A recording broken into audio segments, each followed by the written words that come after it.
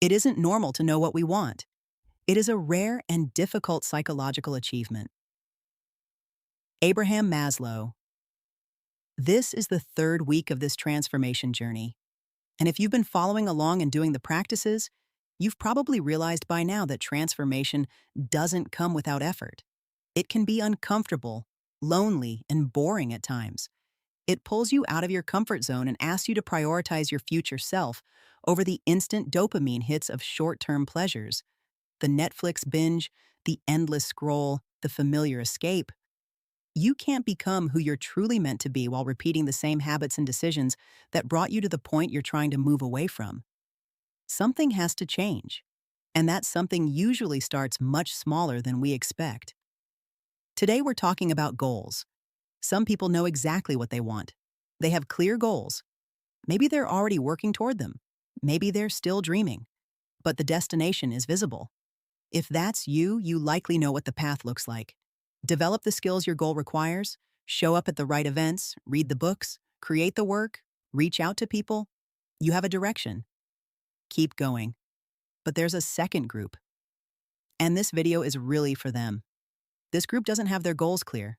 They don't know what they want to achieve, what kind of life they want to build, or even who they want to become.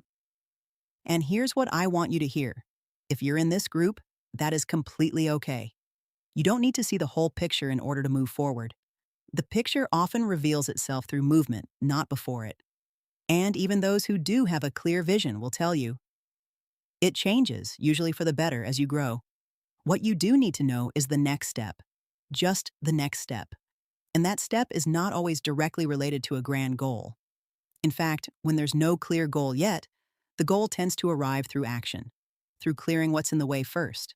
As humans, we tend to believe that in order to take action, we need a destination. No goal, no move. But this thinking keeps the second group permanently stuck, waiting for clarity that never comes because they haven't moved yet. Clarity and action have a circular relationship. Sometimes clarity produces action, but just as often, action produces clarity. So let's help you move forward. Not by forcing you to figure out your life's purpose today, but by clearing the mental and physical space that makes it possible for a direction to emerge. There are usually a few categories of things quietly draining your energy and clouding your headspace. Things that have nothing to do with goals on the surface, but everything to do with your ability to think clearly and feel like yourself. 1. Your immediate environment. Look around you. Is there anything you've been putting off? A wardrobe that needs sorting, a pile of dishes, a car that hasn't been cleaned in months, a corner of the apartment you've been avoiding? These might seem trivial, but they're not. Every unfinished thing in your environment carries a small but persistent mental weight. Psychologists sometimes call this the Zeigarnik effect. The brain holds on to incomplete tasks, creating a low-level background noise that competes with your thinking. The clutter on your desk is also, in a quieter way, clutter in your mind. When you clear your physical space, you're not just tidying, you're signaling to yourself that you're capable of following through, that things can be finished, that the environment you live in reflects the person you're becoming. There's a reason so many people report a strange clarity after deep cleaning their home. The outer order creates inner order. It doesn't fix everything, but it opens a door. Start small, one drawer, one corner. One task you've been avoiding for weeks. 2. Your relationships. Now think about the people in your life. Is there someone you haven't replied to in a long time?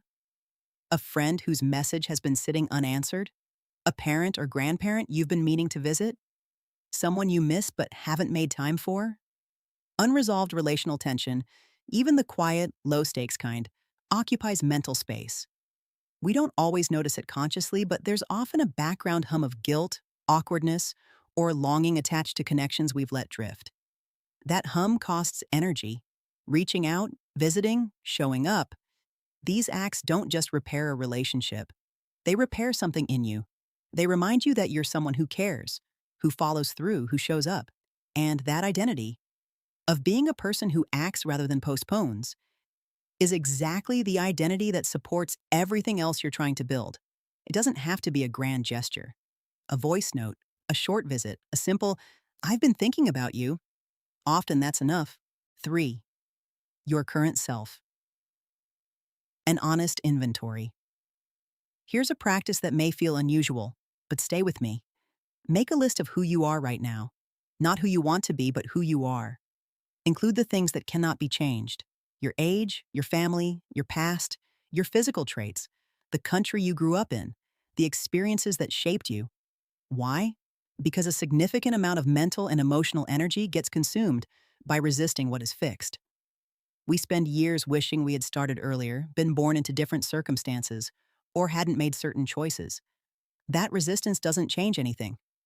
It only drains the energy that could go toward what can change. Writing down what is unchangeable and consciously acknowledging it, this is part of me and I accept it, is not resignation. It's the opposite. It's freeing up bandwidth. When you stop fighting what can't be altered, you suddenly have more capacity for what can. Acceptance is not the end of growth. It's the beginning of it. The second part, things that can change. Your habits, your skills, your daily routines, the way you speak to yourself, the people you spend time with, the content you consume, the boundaries you set or don't set, the things you say yes to and the things you say no to, your beliefs about what you're capable of, the story you tell about who you are. Both lists carry power, just different kinds. The first list gives you the power of acceptance. Knowing exactly what you're working with without fighting it frees up enormous energy. It also shows you something else. You have already survived, navigated, and been shaped by every single thing on that list. That's not nothing. That's evidence of resilience you may not be giving yourself credit for. The second list gives you the power of choice. It shows you that your life is not fixed, that there are real, concrete things within your reach that you can shift starting today. The goal of writing both lists is not to feel overwhelmed by the second one or defeated by the first. The goal is to see clearly. You can't change what you haven't honestly looked at, and you can't accept what you've been avoiding naming.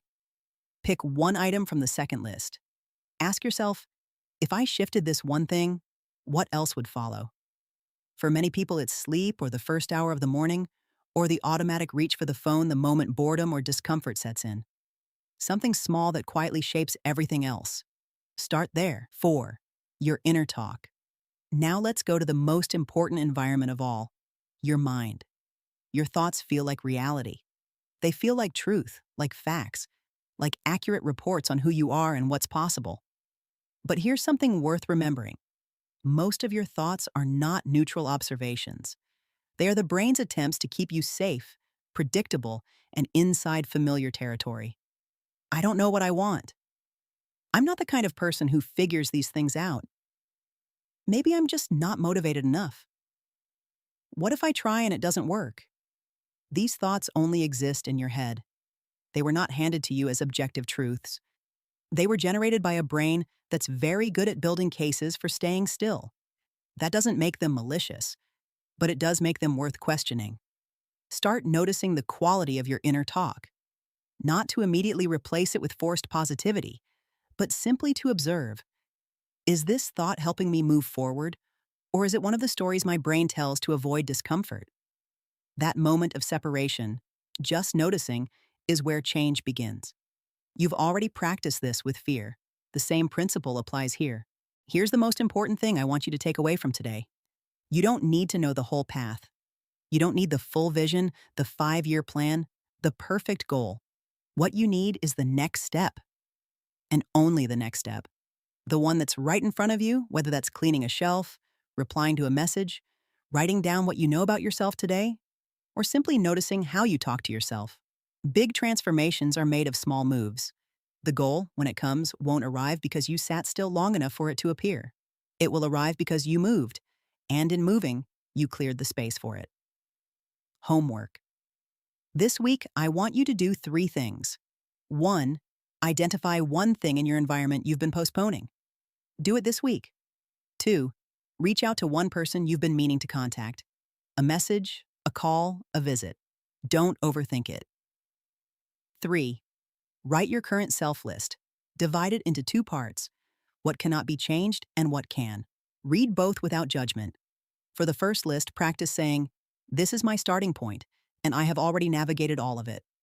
For the second list, pick one thing, just one, and decide that this week you'll begin there. That's it. Small, concrete, doable.